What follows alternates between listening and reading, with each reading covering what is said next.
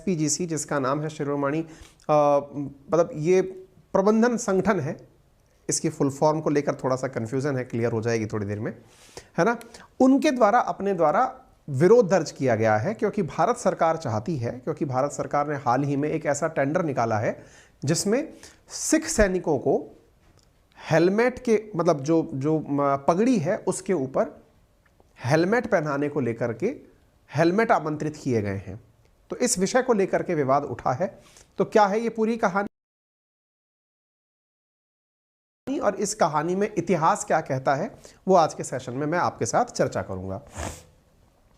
भारत सरकार के द्वारा plan two by helmet for turban Sikh soldier, Sikh soldiers के लिए टर्बन के ऊपर हेलमेट पहनने के कारण ये मामला जो है विवादों में आया है। और ये 100 सालों बाद मामला वापस उठा है। और 100 सालों का मतलब क्यों कहा जा रहा है? 100 साल से तो इंडिया की आज़ादी भी नहीं है। असल में सिख रेजिमेंट या जो भारत के सिख सैनिक हैं वो ब्रिटिश काल में भी जो युद्ध हुए हैं उनमें पार्टिसिपेट करते रहे हैं, यानी कि first world war, second world war में भी अंग्रेजों की तरफ से सिखों ने पार्टिसिपेट किया है। तो उस समय भी आप लोगों ने हेलमेट नहीं लगाया था। इस विषय को यहां पर उजागर किया जा रहा है। ठीक है, helmet for Sikh soldiers, Akal Takht and SGPC, है ना, ये शिरोमणि गुरुद्वारा प्रबंधन समिति है, SGPC। ठीक है, तो SGPC ने ऑब्जेक्ट किया है आर्मी के इस प्रपोजल का और इस प्रकार से यह न्यूज़ बाहर निकल कर आती है। अभी फिलहाल के लिए अगर आप भारतीय सैनिकों को देखें तो भारतीय सेना के अंदर भले ही भारत के अंदर 2% से कम सिख आबादी है, लेकिन भारतीय सैनिकों के अंदर 8% के लगभग सिख सैनिक हैं। ठीक है, और वो अपने सिर पर इस प्रकार से जो इन्होंने आपने देखा, ये जो पगड़ी धारण की हुई है इसे दस्तर बोला जाता है, ये धारण करते हैं। इन जनरल जब भी भारतीय सैनिक मैदान में होते हैं तो अपने सिर की सुरक्षा के लिए हेलमेट का प्रयोग करते हैं। हेलमेट के प्रयोग को यहाँ पर भी करने की बात की जा रही है, लेकिन उसका शिरोमणि गुरुद्वारा प्रबंधन समिति के द्वारा विरोध किया गया है। कुछ इस प्रकार का हेलमेट बनवाया जाना प्रस्तावित हुआ है, जो आपके सामने यहाँ पर इन तस्वीरों के माध्यम से दिखाई पड़ रहा है। यह हेलमेट काफ़ी सारी सुविधाओं से युक्त बताए जा रहे हैं। 9 जनवरी 2023 को सिख सैनिकों के लिए रक्षा मंत्रालय ने इमरजेंसी सामान के तौर पर 12,730 बैलिस्टिक हेलमेट खरीदने के लिए टेंडर प्रक्रिया जारी की है। ये स्पेशल हेलमेट MKU कंपनी, ये जो MKU कंपनी है ये कानपुर आधारित कंपनी है, कानपुर में है इस कंपनी का मुख्यालय, और ने सिख सैनिकों के लिए इसको बनाने का काम किया है। इस हेलमेट का नाम वीर रखा गया है। यह हेलमेट बुलेट प्रूफ है। इसमें बहुत सारी फीचर्स भी ऐड ऑन किए जा सकते हैं। सरकार के इस फैसले के बाद सिखों के सबसे बड़े संगठन में से एक गुरुद्वारा प्रबंधन समिति, सिख गुरुद्वारा प्रबंधन समिति ने इसका कड़ा विरोध किया है और कहा है कि 100 साल बाद एक बार फिर सेना में पगड़ी और हेलमेट विवाद छिड़ गया है। ठीक है, तो आर्मी ने हाल ही के अंदर RPRFP यानी रिक्वायरमेंट मांगी है कि भाई किस किस को क्या क्या चाहिए for the emergency purpose of helmet for Sikh troops. और उसके अंदर ये वाला तथ्य जो है वो आपको जरूर पता होना चाहिए कि भारत में सिखों की पॉपुलेशन जो है वो 1.86% है कुल पॉपुलेशन का, लेकिन भारतीय सेना में इनकी संख्या 8% से अधिक है। भारतीय सेना के अंदर Sikh regiment, Sikh light infantry, Punjab regiment में सिख सैनिकों की बड़ी संख्या है और धार्मिक परंपरा को ध्यान में रखते हुए अभी तक उन्हें हेलमेट पहनने से छूट दी हुई है। ठीक है, लेकिन अब सेना ने अन्य सैनिकों की तरह ही सिख सैनिकों को भी बेहतर सुरक्षा देने के लिए विशेष हेलमेट खरीदने का फैसला किया है। हेलमेट के इस टेंडर को जमा कराने की आखिरी तारीख 27 जनवरी है। यानी टेंडर आमंत्रित किया गया, ऐसे मतलब है कि हाँ भाई जिसके पास भी हेलमेट बनाने की कला हो वो चला आए। तो 27 तारीख तक उससे कहा गया है। हेलमेट खरीदने का फैसला टेंडर जमा होने के बाद ही किया जाएगा। भारतीय सेना सिखों की धार्मिक परंपराओं खासकर पगड़ी को लेकर काफ़ी संवेदनशील रही है। यहाँ ये बात देखने योग्य होगी कि सरकार ने इस प्रकार का फैसला लेने से पूर्व राजनीतिक स्तर पर काफ़ी विचार विमर्श और सिफारिशों के बाद ही यह निर्णय लिया है। अब निर्णय ये लिया गया है या नहीं लिया गया है ये इस बात से थोड़ा सा क्लियर नहीं होता, क्योंकि सरकार एक तरफ तो कह रही है कि टेंडर जमा होने के बाद ही फैसला किया जाएगा। तो फिर आपने निर्णय क्या लिया?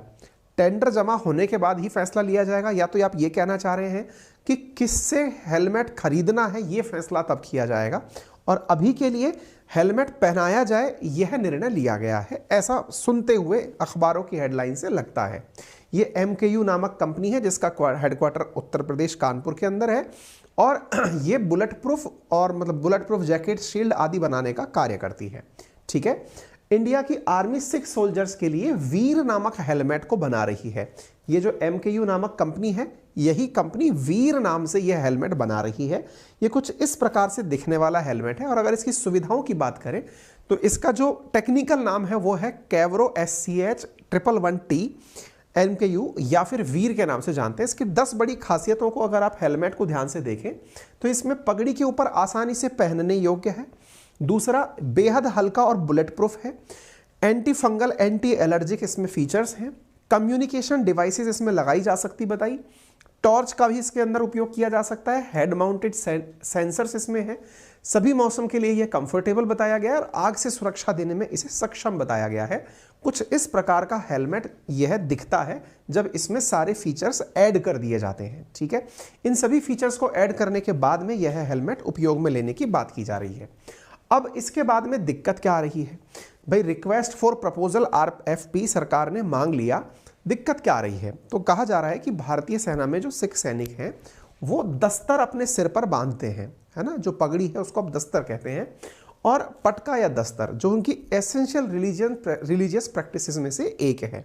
तो ऐसी स्थिति में भारतीय सैनिकों के लिए जो 12,730 ये बैलिस्टिक हेलमेट जो वीर नाम से खरीदे जाने की बात हो रही है, इस विषय के अंदर ये बात कहा जा रहा है कि 8,911 लार्ज साइज के और 3,819 एक्स्ट्रा लार्ज साइज के हेलमेट मंगाए जाएंगे। लेकिन इसका विरोध क्यों हो रहा है, अगर इस बारे को जानना हो तो हमने वो जो SPGC के जो मतलब वक्ता हैं उनकी बात भी हमने आपके सामने रखने का प्रयास किया है। शिरोमणि गुरुद्वारा प्रबंधन कमेटी की तरफ से अपना जो स्टेटमेंट दिया गया है, अगर आप उसको सुने तो उसमें एक बात कही गई है कि सिख जो हैं वो अपनी पगड़ी के ऊपर कोई भी कपड़ा धारण नहीं कर सकते या कोई भी कवरिंग उसके ऊपर नहीं कर सकते, क्योंकि ये हमें मतलब जो हमारे गुरु हैं उनके द्वारा दिया गया है।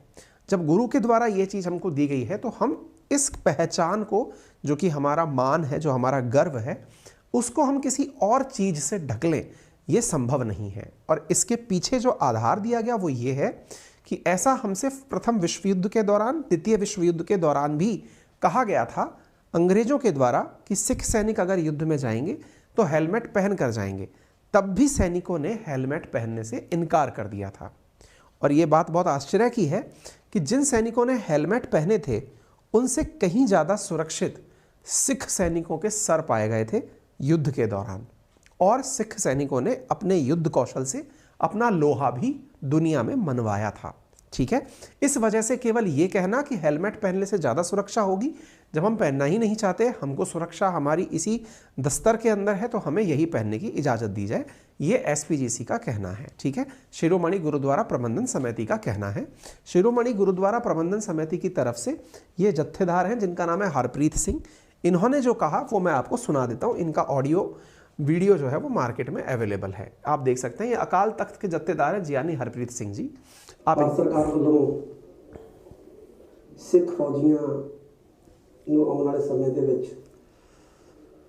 ਹੈਲਮਟ ਪਹਿਨਾਉਣ ਸੰਬੰਧੀ ਯਤਨ ਕੀਤੇ ਜਾ ਰਹੇ ਹਨ। ਇਹ ਮੀਡੀਆ ਰਾਹੀਂ ਪਤਾ ਲੱਗਿਆ। ਅਜਿਹੇ ਯਤਨ ਅੰਗਰੇਜ਼ ਸਰਕਾਰ ਨੇ ਵੀ ਦੂਸਰੇ ਵਿਸ਼ਵ ਯੁੱਧ ਦੌਰਾਨ ਕੀਤੇ ਸਨ।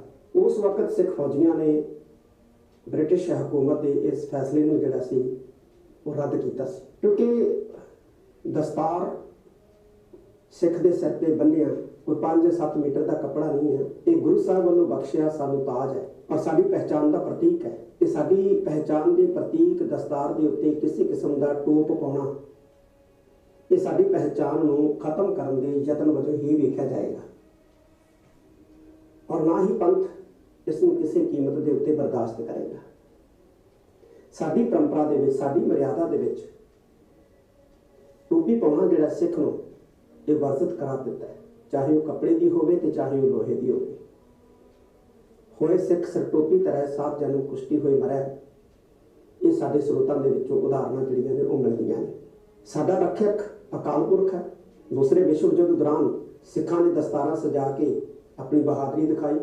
1965 1962 1971 ਦੀਆਂ ਜੰਗਾਂ ਦੇ ਵਿੱਚ ਵੀ ਸਿੱਖ ਸਿਪਾਹੀਆਂ ਨੇ ਸਿਰਾਂ ਤੇ ਦਸਤਾਰਾਂ ਸਜਾ ਕੇ ਵੈਰੀਆਂ ਨੂੰ ਜਵਾਬ ਦਿੱਤਾ, ਲੇਕਿਨ ਲੂਟ ਜਿਹੜਾ ਹੈ ਜਿਹਨੂੰ ਅੱਜ जो भाषा ये बोल रहे हैं वो पंजाबी है, लेकिन जो बातें मैंने आपको बोली वही वो पंजाबी भाषा में बोल रहे हैं। आपका कहना है कि भाई सिखों ने जो गुरु जी के द्वारा दिया हुआ, जो मतलब जो हमारे गुरु हैं, सिखों के जो गुरु हैं, उनके द्वारा जो मान के लिए हमें दस्तार दी गई थी वो हमारे सर का ताज है। ये जो हमारी पगड़ी है ये हमारे मतलब सर का ताज है, और इस ताज को हम किसी टोपे से ढक लें या किसी भी हेलमेट से ढक लें, ये हमारे लिए शोभनीय नहीं है और हम इस बात को स्वीकार नहीं करते, क्योंकि हमने इससे पहले भी इसी दस्तार को पहनकर दुनिया की बहुत सी लड़ाइयाँ लड़ी हैं, इंक्लूडिंग इंडिया में भी हमने 1971, 1965, 1962 के जो युद्ध हुए हैं उसमें भी अपना रणकौशल दिखाया है। तो ऐसी स्थिति में हमें हमारे दस्तार को किसी और चीज़ से कवर करने के लिए इंसिस्ट ना किया जाए, ये बात इन्होंने यहाँ पर अपने तरीके से रखी है। ठीक है, इसके अलावा मतलब जो बातें इन्होंने बोली वो इंग्लिश में भी मेंशन है, जो इन्होंने कहा कि such efforts were made by the British government during World War 2, ऐसा ब्रिटिश गवर्नमेंट ने भी किया था, but Sikh rejected the idea then, तब सिखों ने इस बात को आइडिया को रिजेक्ट कर दिया था। The turban is not just a cloth, it's a crown which have been placed on our head by the Sikh by Guru Sahib and it's the symbol of our identity, और ये हमारी पहचान का चिन्ह है। Any attempt to place helmet over it will be an attempt to finish our identity, and the पंथ will never will tolerate it। यानी कि अगर इसको आपने किसी भी प्रकार से कवर करने का प्रयास किया तो इसे हमारी पहचान को खत्म करने का प्रयास माना जाएगा और हमारा पंथ इस बात को बिल्कुल भी स्वीकार नहीं करेगा, ऐसा इनके द्वारा कहा गया है। इसके साथ साथ पंजाब के अंदर जो शिरोमणि अकाली दल है, SAD, शिरोमणि अकाली दल की तरफ से सुखबीर सिंह बादल जी जो हैं उन्होंने भी इस बात को सरकार के सामने उठाया है। ये NDA के अंदर सरकार के समर्थक संगठन में से रहे हैं। इन्होंने भी रखा है कि भाई प्रधानमंत्री को लिखा है कि ये जो घटना है ये प्रोवोकेटिव हो सकती है, इनसेंसिटिव हो सकती है, पगड़ी को इस प्रकार से नहीं किया जाना चाहिए। ठीक है, पहले विश्व युद्ध का घटनाक्रम क्या है तो वो भी आप जान लीजिए। सिख समुदाय के लिए हेलमेट के इस्तेमाल पर बहस जो है वो 1914 के अंदर पहली बार हुई थी। अक्टूबर 1914 में ब्रिटेन की ओर से 15 लुधियाना सिख प्लाटून जर्मनी के खिलाफ लड़ने अग्रिम मोर्चे पर पहुंची थी। इस दौरान ब्रिटिश अधिकारियों ने उन्हें हेलमेट पहनने का आदेश दिया। ये पहला मौका था जब सिख सैनिकों ने हेलमेट पहनने से इनकार किया था। ब्रिटिश अफसरों के अलावा पंजाब के सिंह सभाओं के केंद्रीय संगठन चीफ खालसा दीवान ने भी उस दौरान सिख सैनिकों से हेलमेट पहनने की सिफारिश की थी। हालांकि सिख सैनिकों ने यह बात नहीं मानी और सिर्फ पगड़ी पहनकर जंग लड़ी। आप ये देख सकते हैं जर्मनी के खिलाफ जो लड़ने सिख पहुंचे थे उनकी तस्वीर अक्टूबर 1914 की आपके सामने दिखाई दे रही है। ये 15th लुधियाना सिख की तस्वीर आप देख रहे हैं। ब्रिगेडियर इंद्रजीत सिंह गठल बताते हैं कि ऐसी कुछ और घटनाएं भी हुई। हालांकि तब तक ब्रिटिश सेना ने यह आदेश पारित जो कर दिया था वो सिख सैनिकों को हेलमेट पहनने के लिए बाध्य नहीं किया जाएगा, यानी हेलमेट पहनने के लिए कंपलसरी कंडीशन नहीं दी जाएगी। ठीक है, इसके बावजूद अंग्रेज लगातार सिख सैनिकों पर हेलमेट पहनने का दबाव बना रहे थे। अंग्रेज इस मुद्दे पर जब सैनिकों पर दबाव बना रहे थे तो अंग्रेज इस मुद्दे पर शिरोमणि गुरुद्वारा प्रबंधन समिति के नेतृत्व को भी मनाने का प्रयास कर रहे थे। इसके बावजूद भी सिख सैनिकों ने हेलमेट नहीं पहना। दूसरे विश्व युद्ध के अंदर भी पगड़ी पहन करके ही युद्ध लड़ा। आप यहां पर सैनिकों को पगड़ी पहनकर देख सकते हैं। इतना ही नहीं, सिखों की पगड़ी को लेकर के दुनिया में कहां कहां पर क्या क्या कहानियां हैं आप वो भी जान लीजिए।